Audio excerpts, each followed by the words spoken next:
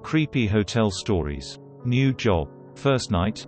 I go hard to be the best and patrol non-stop for 8 hours.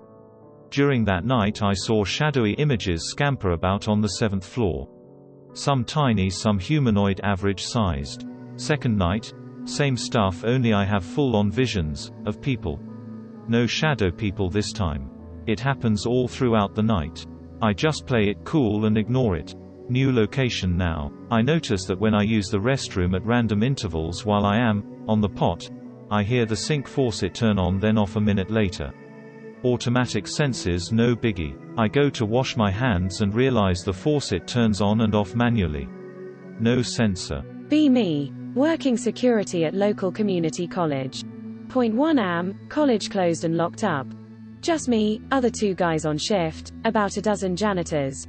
Walk down hallway toward main lobby. Pass old Mexican lady cleaning restrooms. Get to lobby intersection, use PC at info desk. Info desk looks down that hallway. Reading reports, seeing old lady in peripheral vision. Finishes ladies' room, gets supplies from cart, starts men's. Finish report, go back the way I came. Old lady comes back to cart, grabs roll of TP. Pass her, say, hola, wave. She greets me, turns to back to men's room. Door won't open, starts pounding on it. I turn around, ask if she needs help. No hablo Ingalls. JPG. Walk over to men's room, try door. Locked from inside, no key. Knock, ask if anyone's in there. Hear something faint, as if from back of room. High-pitched man's voice, mumbling something incoherent. Oh great, my problem now. Radio dispatch, tell him unsub locked in men's room, pull video. Radio custodial supervisor, have him gather his people in his office, then come translate for me. While waiting, inform man campus is closed and ask if he needs assistance. No intelligible reply. Old lady starts getting spooked, praying en Espanol. Call from dispatch, no external doors tripped. No one entering on video, pulling hall video. Okay, only closed for 2 hours, maybe he was already here. Now noises coming from men's room, in addition to mumbling. Banging, scraping, retching, gurgling. Getting spooked myself. Custodial supervisor arrives, talks to lady en Espanol. Translates to me. She was cleaning stalls in men's room, no one there. Needs TP, comes out to get it. Can't get back in, saw no one else. Noshit.gif. I was there. I saw it. No one could have approached that restroom without both of us noticing. Call back from dispatch, video shows no one else in that hallway in last hour and a half. Dispatch informs me they can digitally unlock door. Commotion still going on behind it. Fuck it then, clear janitors out of perimeter. Draw sidearm, ready myself at door. Give dispatch go ahead. Shoulder door open as it unlocks. Commotion stops. Mumbling intensifies. Step through doorway, gun raised. See no one, 4 stalls, only handicapped is closed. Take couple steps, kneel down. No feet or shadow in stall. Stand, couple steps brings me to door. Try to open, locked. Mumbling stops. Enter adjoining stall, stand on John, peer over. Nothing whatsoever. Suddenly, lights go out. Nope the fuck out, slip. Foot in toilet, ankle broken. Yell for help. Custodial supervisor comes in with flashlight, helps me out. Electricity out on entire campus. Get picked up by ambulance. No explanation for any of it. Be me. Be 2 years later. Screws in my ankle and rehab for half of that. Back at college for about a year. Been refusing to work overnight. Another guy has emergency, out for a week. Ask me to cover his shifts, overnight. Nope. Wav. Assure me it's not in main building, just outlying ones. Offer me time and a half. Sure, what the hell. First 2 nights uneventful. Then started having problems in Science and Technology Tower. Square 3-story building. East and west sides have external stairways enclosed in glass walls. Science and computer labs, high security. All doors auto-lock themselves at 11 p.m. Only open with key card. I come manually check them approximately 15 minutes later. Leave my vehicle parked there to finish my rounds on foot. Come back approximately 30 minutes later, Sit in my vehicle to do my report. Finishing up, I see someone in the third-floor stairwell. Think nothing of it. Students and faculty often linger for up to an hour. Drive off to patrol front parking lot. Couple hours later, call from dispatch. Cameras caught something moving outside S&T Tower. Probably just a coyote, they wander over frequently. Drive by anyway, just to check. See nothing, but remember person I saw earlier. Since I'm here. Park, swipe keycard at stairwell. Climbing to third floor, smell cigarette smoke. No one there, of course. Overwhelming smell of cigarettes, no actual smoke. Mystery solved. Radio dispatch, tell them someone's been smoking in the stairway. Say they'll look into it. Tell me to wait and let custodial in. Go through building to main door, let them in. Time for lunch. Take personal vehicle down dark dirt road behind our pond. Get out, lie down on hood. Smoke a joint to the head. Enjoy darkness and solitude at outskirts of town. Eat my delicious meat bread as I drive back to campus.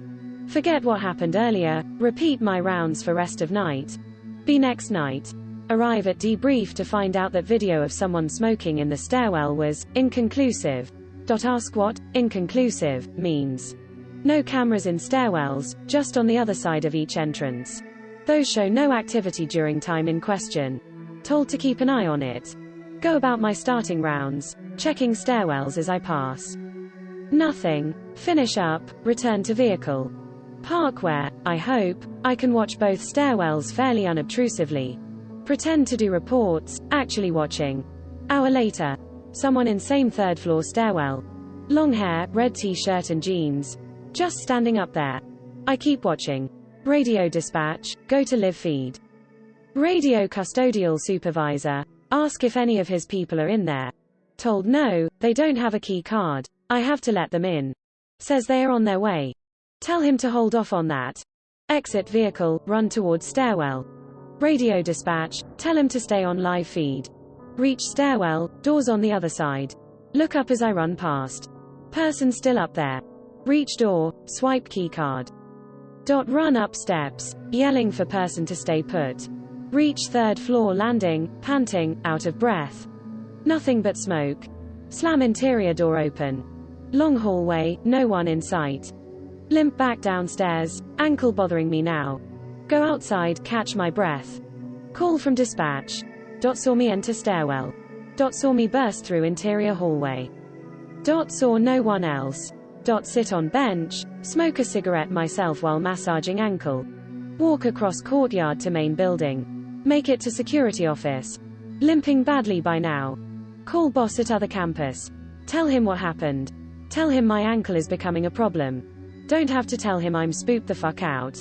He's well aware of my previous encounter.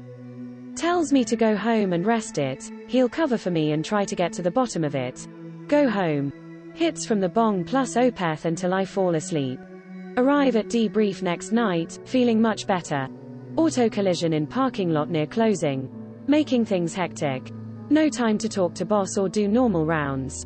Hour and a half later things get back to normal. Park and check S&T Tower. No one there. Finish rounds, return to vehicle.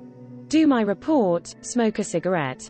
Radio dispatch, ask them if the boss found anything after he took over last night. Dispatch says they didn't know he was supposed to be here. Maybe he decided it wasn't important. Patrol the parking lot until lunchtime. Do my normal lunchtime routine. Return to post, high as fuck. Call from dispatch, stand by to let custodial into the S&T Tower. Keep an eye on stairwell as I wait. No one there. Open main door, let custodial in. Enter behind them, take elevator to third floor. Walk around to stairwell entrance. Enter, reeks of smoke. Overpowering, even to me. Run downstairs, gagging. See something on stairs, scoop it up as I run past. Burst outside, run to vehicle. Lean on hood to steady myself. Creepy feeling. Zip. Look up. Someone is up there. Long hair, red t-shirt, jeans. Ripped red t-shirt. Staring at me. Nope. Look at what's in my hand. Ripped off piece of white t-shirt. Stained with blood. Drop it, fuck this shit. Drive to personal vehicle. Radio dispatch on the way, tell them I fucking chew. Be 2 days later. Return to campus, during the day. Fill out paperwork, turn in all of my equipment. Guy on shift was there the night I want home early. Tells me that the boss did come in that night, left him a note to give to me. After that video shows him entering the S&T Tower stairwell. He hasn't been seen since it. Get the fuck out of there. Be me. Be a night receptionist in a little bed and breakfast here in Rome, Italy. 10 rooms in total. One night a customer come back around 11 p.m. with a hot woman in sexy dress I've never seen, probably a hooker. My desk is in front of the main door, so no one could get out the B&B without being noticed by me. The morning later, around 7 a.m., the customer leaves his room, pay the bill and leaves the B&B. His room is empty. Where the fuck is the hooker? Never seen her again. There is a bed and breakfast on Cape Cod that was a church. I stayed there on 2 occasions, about a year apart.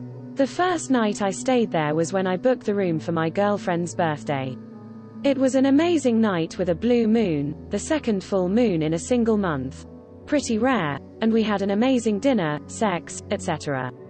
I say this only to point out that there were no negative feelings or anything.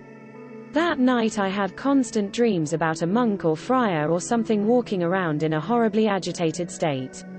I was also awake in a way because I could sense that there was a flaw about the height of my head while I was laying on the bed. In my dream, whatever I was craning my head up while laying down to look through the floor to see the monk. I could see the structure of the floor as I put my head through it to look. I sensed or saw or assumed that this monk was furious and guilty. Like he had done something he felt terrible about, but that whoever he did this thing to deserved it. All night long I had these dreams, incredibly vivid. I wasn't drunk or on drugs or anything. I did not tell my girlfriend about this at the time. The next time we stayed there was for my birthday, exactly 11 months later to the day. This time my GF booked the room for my birthday. Ditto the other night. Dinner, sex, walk. Great night. We stayed in the exact same room. My GF shook me awake around 3 a.m. The alarm clock radio in the room kept turning on. She had shut it off 3 times and it just kept coming on. She looked absolutely terrified. I unplugged it and put it in a drawer and got her to fall asleep with me again. We were awakened around 5 a.m. by a loud banging on the wall right next to the room door. Someone was smashing the wall with their fist. I could hear where the noise was coming from and it was high up on the wall. Exactly where someone could pound the wall if the floor was where it was in my dream from the previous stay. My GF was beyond terrified and I was scared as hell, but I put on pants and opened the door, not expecting to see anyone but hoping like hell. There was nothing on the wall and the sound continued. It was incredibly loud but the rest of the place was empty. I couldn't hear a thing between the sounds. I stood there staring like a retard until my GF grabbed me back into the room. We stared at each other and got back into bed. The pounding went on for another minute or so and then stopped. We got dressed and knocked the fuck out of there until daylight came and we could go back and eat breakfast. I looked up the history of the place and could find no tales of haunting, crimes, etc. Still have no idea what actually happened, but it still scares me. B14. First time going to concert without parents. Me and few of my friends are at cheap motel. We don't have money for anything better and we needed a place to sleep after concert since it isn't at our hometown. We arrive at the motel and it's pretty creepy place and there's only few other guests staying there. There's few drops of blood at our room's floor, but we are just kids and no one wants to contact to the reception, so we just avoid touching the blood. Everything is dirty and there's spit at the window, or cum. Find out at the motel that we have shared bathroom with the next room. There's some really weird middle-aged men at the next room. They seem to be mentally disabled, so it's pretty weird there's no one else with them. We keep watch on the bathroom door always when one of us is in, so everything goes well. Before going to bed I stand in front of the mirror brushing my hair. See from the reflection that one of the guys next room is staring at me and smiling. Drool is dropping from his mouth. The door was unlocked, so he had opened it and was peeping on me. I don't want to talk to him, so I just go on the other side of room where he can't see me. We lock the door when he leaves and me and my friends try to sleep. At the morning there's only few people at the breakfast. Those two guys next door are eating straight from the buffet. I mean, they stand there and put their hands straight into the food and then into their mouth. We decide to skip the breakfast and just pack our stuff and leave. Those guys are standing at the reception as we leave and they are laughing weirdly.